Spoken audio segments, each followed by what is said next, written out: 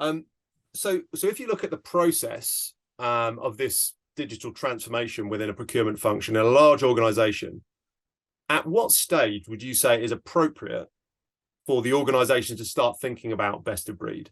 Because clearly in that maturity curve, there are going to be big platforms, big base platforms coming in.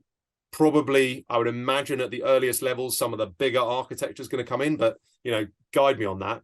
My assumption would be best of breed might need to be a little bit further down the line when the gaps are more understood.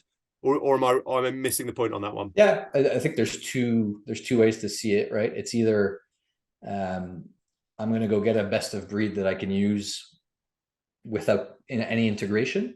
So like I think of one that comes to mind that I like a lot is Parangusta. So like procurement performance management, like I can start looking at my portfolio and things that move the needle without integrating into anything else, right? So that's a pure play system that I can put in.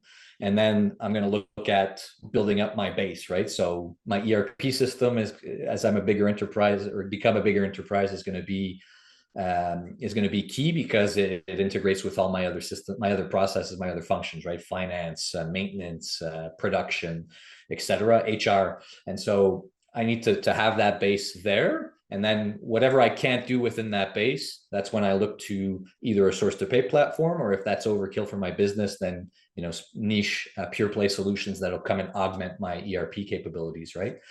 So that's the way I see it. Is if you're able to go get pure play solutions without the integration piece up front, or they're going to drive significant amounts of value for that 20% of your business that drives 70% of the benefit in terms of procurement, then you can put pure play up front. But otherwise, you're going to look at, okay, what does my base do? Optimize my base. Whatever my base can't do, like if an ERP system can't do any sourcing, then you're going to go get a sourcing tool to fill out that block, right, in your architecture. Or you might get a source to pay, an entire source to pay suite, depending on what you're trying to achieve and the profile of your organization. And then whatever that other system can't do, that's when you're going to look to other pure play applications to do for you as well, right? Depending on the pain points that you have within your organization, right? So if I could give another concrete example with HICX or HICS. So they're a really interesting supplier management platform, like along with like the Teal Books of this world.